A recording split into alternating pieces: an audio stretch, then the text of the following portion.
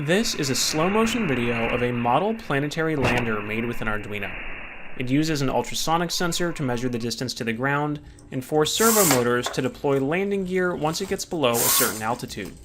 This project is inspired by real planetary landers like the Sky Crane system that lowered the Curiosity and Perseverance rovers onto the surface of Mars. These landers need to measure the distance to the ground so they know when to do things like deploy parachutes or fire thrusters to slow down. In this video, I'll show you how to make one, talk about some of the things you can consider in your design, and what can go wrong.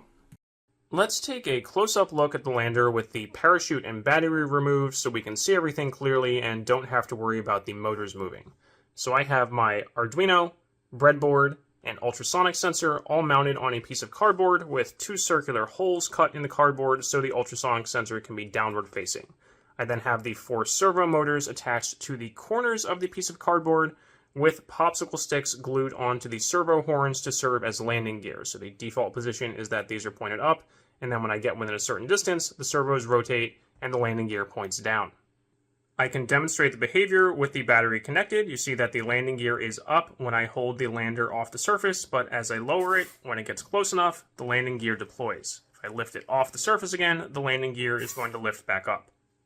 Let's switch over to the computer to take a look at the circuit diagram and code. Let's first look at the breadboard diagram. This is being recorded in a simulation program called Tinkercad Circuits. We have a separate tutorial video about it in our Arduino playlist linked in the description of this video. If you are not familiar with the HCSRO4 ultrasonic distance sensor or using servo motors with an Arduino, we also have detailed tutorial videos about each of those parts linked in that playlist. So here we are just going to quickly go over the connections. Again, if you're looking for a more detailed introduction to using these parts with the Arduino, please check out the video description. For the connections, we have 4 servo motors. Each of those has 3 wires: ground, power, and signal.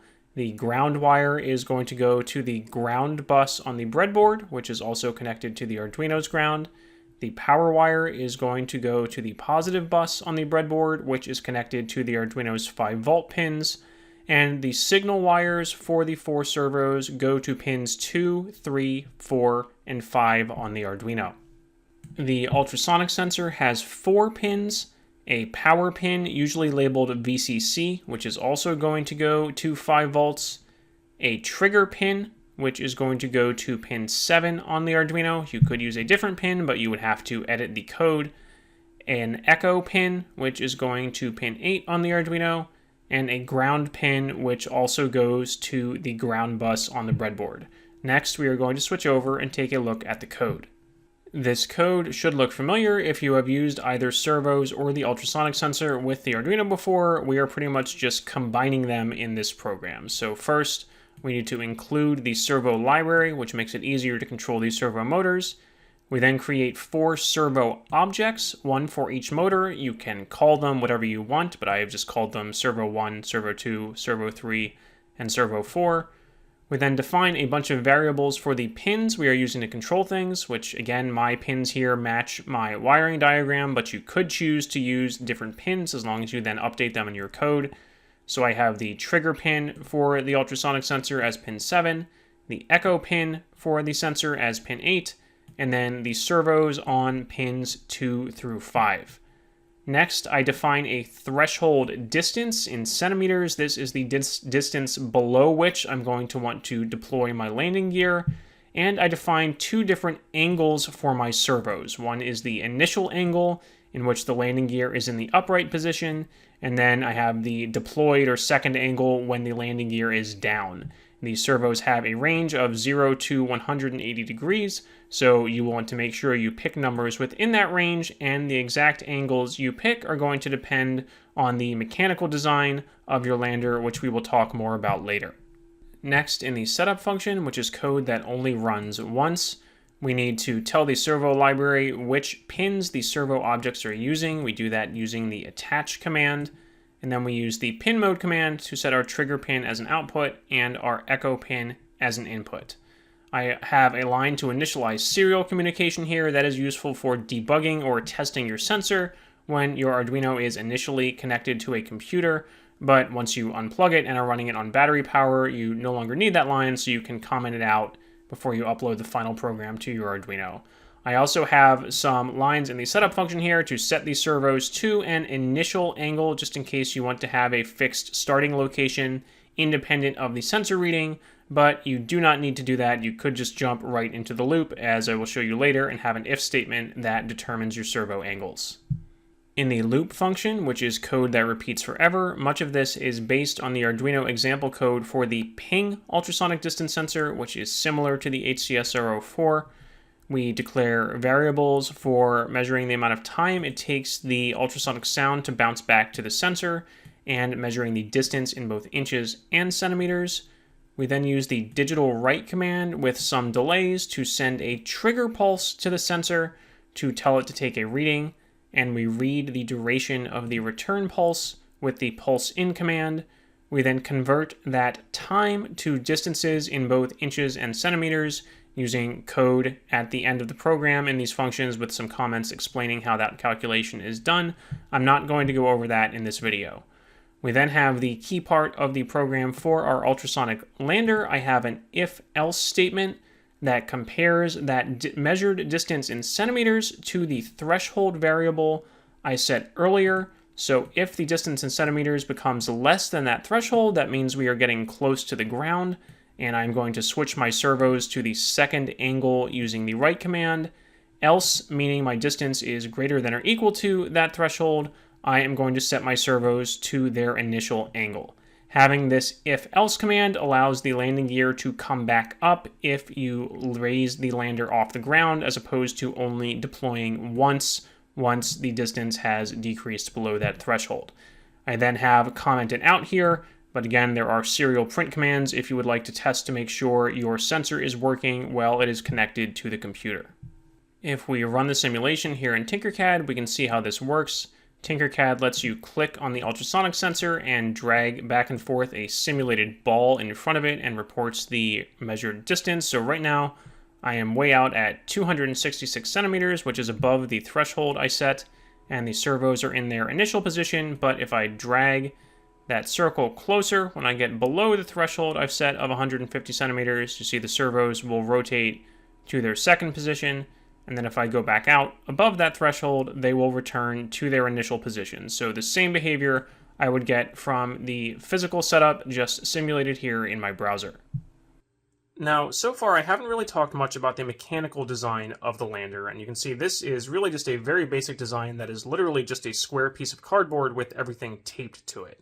But if you have ever done an egg drop project, you can think of it like that, where you have some valuable cargo that you need to protect from impact when it is dropped. And for an egg drop project, obviously that's an egg.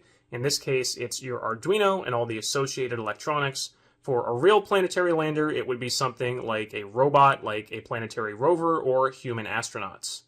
So regardless of the scenario, you want to hit the ground as gently as possible, and there are two stages to that. One is slowing your lander down while it is still in the air, so that is via something like adding a parachute, or you could even get drone motors with propellers and add some upward thrust to help your lander slow down. The second aspect is absorbing some of the force on impact. So if you make your lander extremely rigid and stiff, then when it lands, it's really just going to hit pretty hard, and a lot of that impact force may transfer to your electronics or your egg or your astronaut or whatever, which you don't want. So it can actually be a little better to have some flex or springiness built into your design to help absorb some of that landing impact. And you can see that's what I have just with this very simple design. This flat piece of cardboard is somewhat flexible in the corner where the motors are attached. So when it lands, instead of all of that force or impact or jolt being transferred directly to the Arduino and the sensor and the breadboard, the corners of the sheet of cardboard and a little flexibility in the motors themselves helps absorb some of the impact. So there is no single right or wrong way to do that. This is an engineering design project, so it's open-ended. You can design your own lander in both the method you're going to use to slow it down and the method you're going to use to absorb some impact when it hits the ground. This is just one very simple example.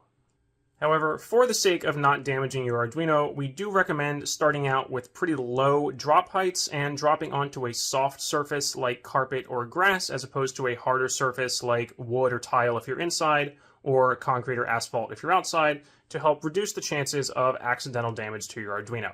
Once you're confident that your lander is working well and protecting everything, then maybe you could start testing from higher drop heights.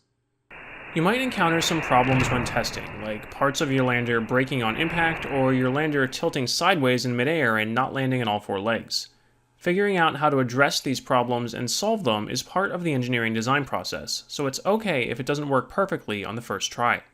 Also, a quick note about power. I have this entire project powered by a single 9-volt battery that plugs into the Arduino's barrel plug here, and normally for an Arduino project with lots of motors, you would not want to do that because the 9-volt battery is going to drain very quickly for something like a robot that is driving or walking around and using the motors continuously. However, in this case, the motors only need to deploy once as the lander falls, and we want to minimize the weight. So rather than adding a separate external battery packs to power the motors for continuous use, which would also add a lot of weight, I'm just using a single 9-volt battery, but again, that is a design decision you could think about when designing your lander.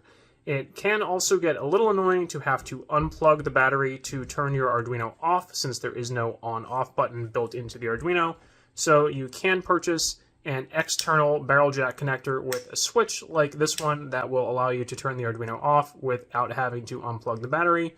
But again, that is going to add weight to your project, so you have to think about that design decision and whether you want to add it.